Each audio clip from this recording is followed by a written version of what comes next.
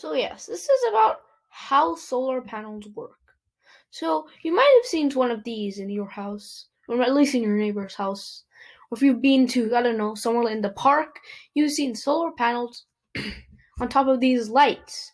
And why do we use them? Well, it's basically for unlimited energy. But that doesn't mean unlimited energy. For example, what that means is that you cannot exactly get unlimited energy because it's about how it doesn't generate that much power unless you put a bunch of solar panels around the sun itself, but we don't have that technology to do that. But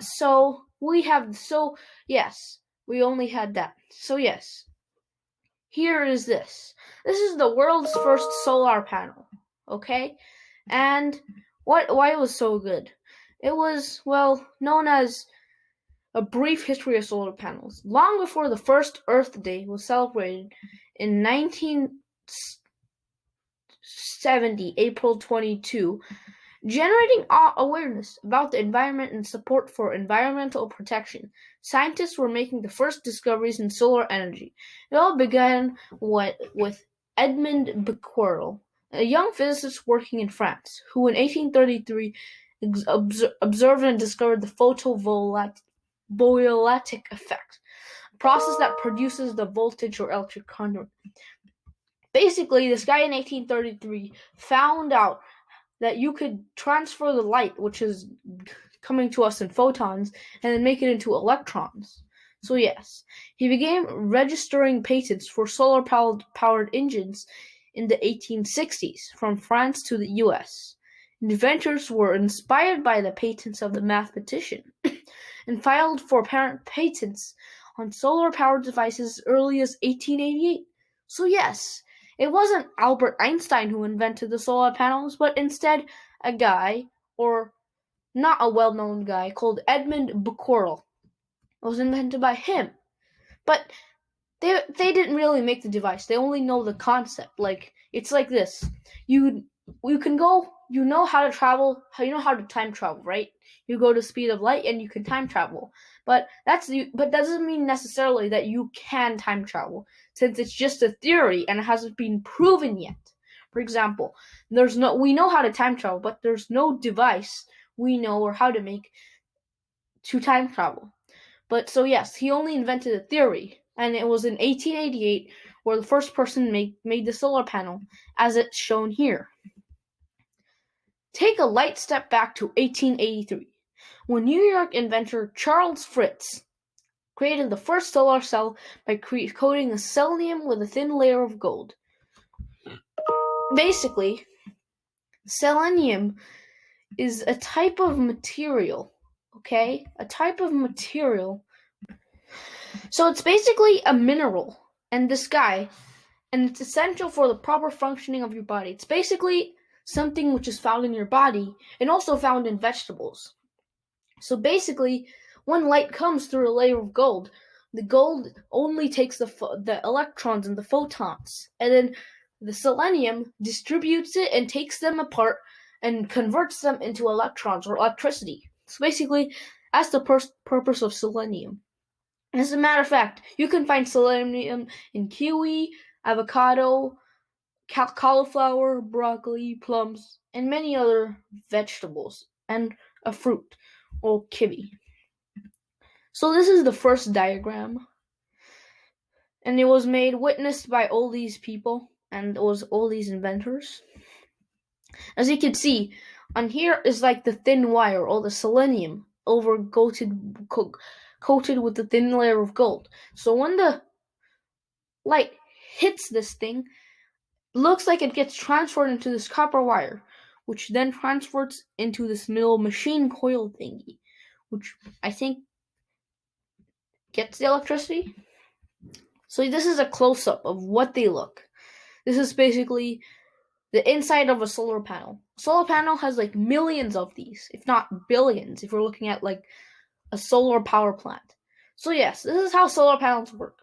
Sunlight hits the solar panels and generates an electric current, which is known as DC.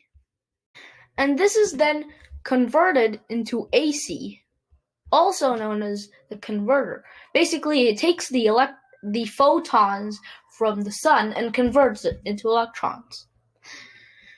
And then there's another wire, which is the transformer. It's kind of like a train station.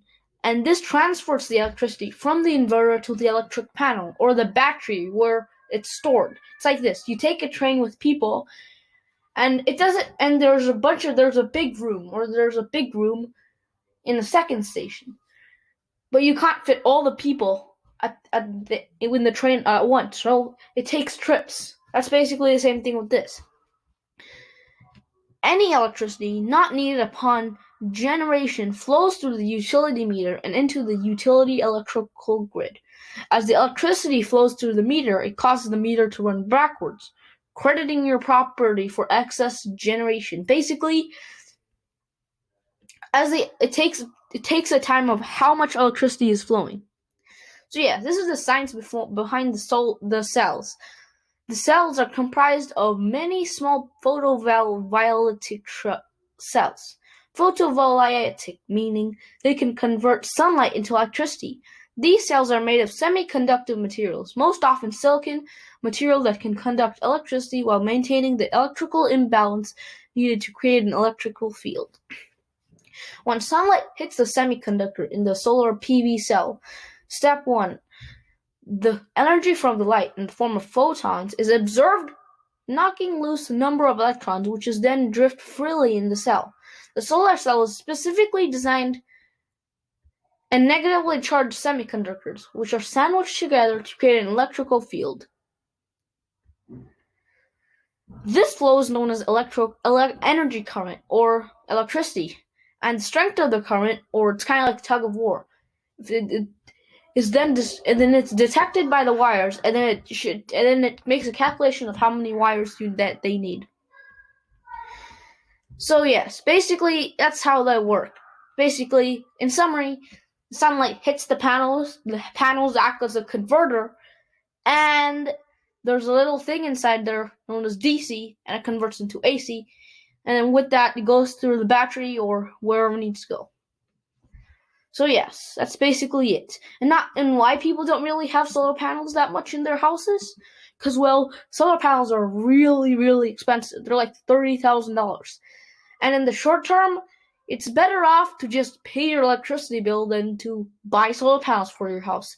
Because in the short term, they are going to be expensive. But in the long term, like at least 10, 20 years, at least live in the house for at least 10 years or maximum. Then that's when you can actually get a profit. And what I mean profit is that you only save like, I don't know, $50 a month. And also, it depends on your house. Like, it doesn't mean $10,000 worth of solar panels is gonna fit, the White House. You cannot put $10,000 worth of solar panels in the White House and expect it to cover your whole electricity bill. So it's kind of like this: as your house the square feet of your house increases, the more solar panels you need to put increases, and so does the cost. So yes, that's basically it. That's how solar panels work. Yes.